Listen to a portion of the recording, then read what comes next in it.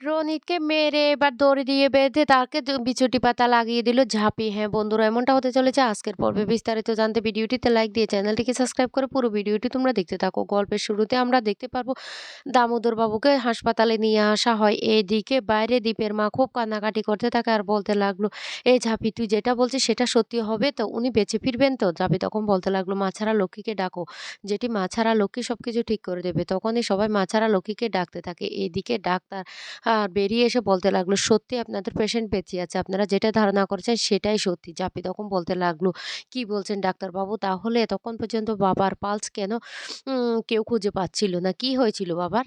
তখন ডাক্তারবাবু বলতে লাগলো, "আপনাদের পেশেন্টকে না বিষাক্ত বিষ দেওয়া হয়েছে খাবারের মধ্যে। সেইজন্য কেউ পালস খুঁজে পায়নি।" তখন ঝাঁপি বলতে লাগলো, "ও বিষ দেওয়া হয়েছে?" তখন ডাক্তারবাবু বলতে লাগলো, "সেটা একেবারে দেওয়া হয়নি। অনেকদিন পর্যন্ত উনার খাবারে, জলে মিশিয়ে দেওয়া হয়েছিল। যার কারণে আস্তে, আস্তে করে উনার শরীরের সমস্ত অঙ্গ-প্রত্যঙ্গগুলি স্লো হয়ে গিয়েছিল। যেটাকে বলে স্লো পয়জন। আস্তে, আস্তে একটা মানুষকে মৃত্যুর দিকে ঠেলে দেওয়া। আর এই বিষাক্ত ওষুধটা দেওয়ার কারণে উনি ৪ ঘন্টা পর্যন্ত না উনার কোনো পালস পাওয়া যায়নি। আপনাদের যে পারিবারিক ডাক্তার বলেছিল সেটাই সত্যি যে উনি মৃত।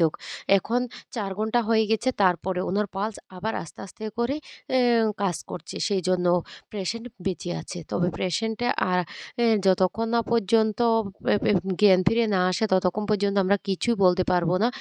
ততক্ষণের জন্য আপনারা অপেক্ষা করুন।" জাফি তখন বলতে লাগলো, "সর্বনাশ! সর্বনাশ!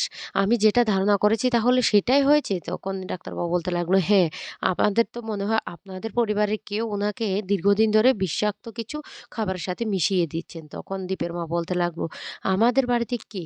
কে এমন আছে যে উনাকে খাবারের সাথে বিষ মিশিয়ে দিয়েছে?" জাফি তখন বলতে লাগলো, "কেন জেঠিমা? কেন? বাড়িতে তো একজন লোকই আছে, সে হলো রনির দা। এই কাজটা একমাত্র রনির দাই করতে পারে।" তখন রনির বলতে লাগলো, "সর্বনাশ! আমাকে যেকোনো প্রকারে এটা ম্যানেজ করতে হবে।" জাফি তো সরাসরি আমার নামটাই বলে দিয়েছে। রনি তখন রেগে বলতে লাগলো, "এই জাফি তুই কি বলছিস? তোর মাথা ঠিক আছে? ঠিক আছে তোর মাথা?" জাফি তখন বলতে লাগলো, "আমার মাথা এতক্ষণ ঠিক ছিল না, কিন্তু এখন ঠিক আছে। এই কাজটা একমাত্র তুমিই করতে পারো। তুমি বাবাকে মেরে ফেলার জন্য এমনটা করেছো। তোমাকে আমি কিছুতেই ছাড়বো না।" এই বলে ঝাঁপি রনিতের কলার ধরে রনিতের গালে চড় লাগিয়ে দেয়। তখনই ইনকা বলতে লাগলো, "ঝাঁপি তো প্রচন্ড ক্ষেপে গিয়েছে। এবার কি হবে?" এদিকে রনিত তখন ঝাঁপির গায়ে হাত তুলতে গেলে দীপ হাতটা ধরে ফেলে আর বলতে লাগলো, "খবরদার!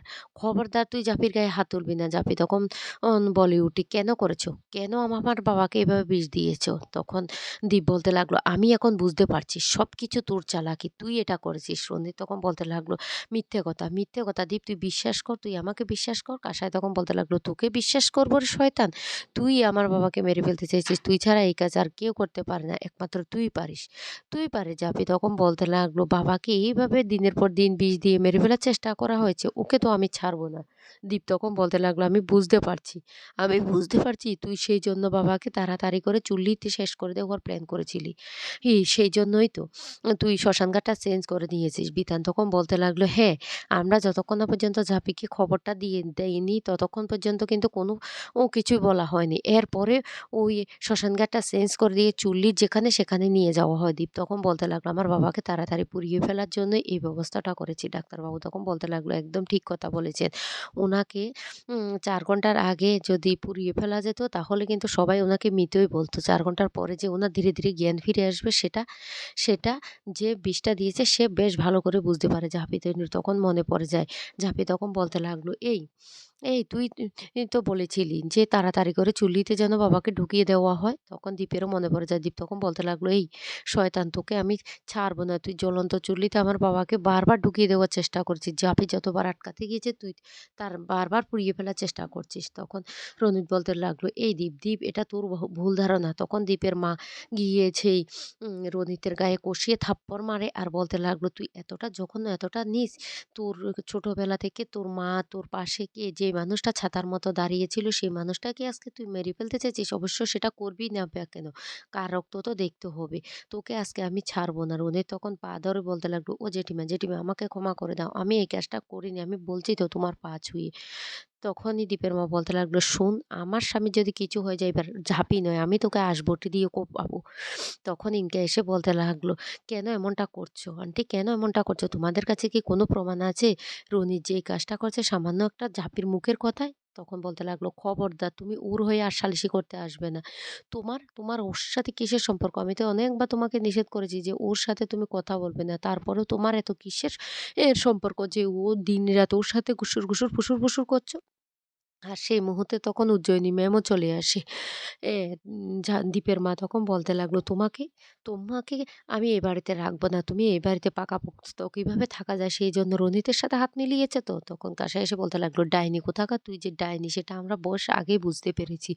কিন্তু এখন তুই আর ওই রনিত মিলে আমার বাবাকে মেরে ফেলার চেষ্টা করছিস। তোকে আমি ছাড়বো না।" দীপের মা তখন বলতে লাগলো, "শোনো ইনকা, আমি তোমার মুখ থেকে কোনো কথা শুনতে চাই না।" জাপি তখন বলতে লাগলো, "কেন? তোমরা প্রমাণ চাইছো তো? প্রমাণ আমি জোগাড় করে দেব সময় হলে।" আর তারপরে বলতে লাগলো, "উজ্জয়িনী ম্যাম, আমাদের বাড়ির প্রত্যেকটা ঘড়ির কিন্তু টাইম কিন্তু পাল্টে গেছে। ১ ঘন্টা টাইম পাল্টে গেছে। মা ছাড়া লোককে ১ম ইশারাটা আমাকে সেখানে দিয়েছিল। আমি যখন মা ছাড়া লোকের মন্দিরে ছিলাম তখনই হঠাৎ করে শুনতে পাই যে সকাল ১০টা। তারপরে আমার সন্দেহ হয়। এরপরে আমি বুঝতে পারি যে আমাদের বাড়ির প্রত্যেকটা ঘড়ি, মোবাইল সবকিছুর টাইমটা না ১ ঘন্টা চেঞ্জ হয়ে গেছে।" জইনি ম্যাম তখন বলতে লাগলো, "সমস্ত ঘড়িগুলো আমরা ফরেনসিক রিপোর্টের জন্য নিয়ে যাচ্ছি।" এদিকে ঝাঁপি এই বাড়িতে নিয়ে আসে রনিতকে আর বলতে লাগলো, "ওর অবস্থা কি করব দেখো আগে, ওকে হাত পা বাঁধো।" এই বলে একটা চেয়ারে বসে হাত পা বেঁধে ফেলে। এদিকে বিথি তো ভয় পেতে থাকে। বিথি তখন বলতে লাগলো, "রনিতদা ধরা পড়ে গেছে। এবার যদি আমার নামটা চলে আসে, না বাবা আমি কিচ্ছু করিনি, আমি কিচ্ছু জানি না।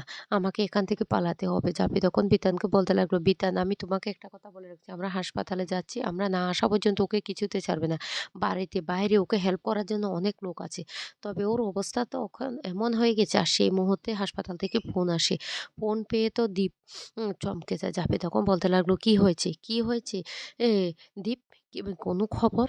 তখনই খুব খুশি হয়ে যায় রনিত। রনিত তখন বলতে লাগলো, "দামোদর বাবুর না মনে হয় এতক্ষণে শেষ হয়ে গেছে, আর বেঁচে নেই।" এদিকে দীপ তখন বলতে লাগলো, "ঝাঁপি, বাবার না জ্ঞান ফিরে এসেছে। আমাদের এক্ষুনি হাসপাতালে যেতে হবে।" তখন ঝাঁপি আর দীপ মিলে ছুটতে, ছুটতে হাসপাতালে চলে যায়।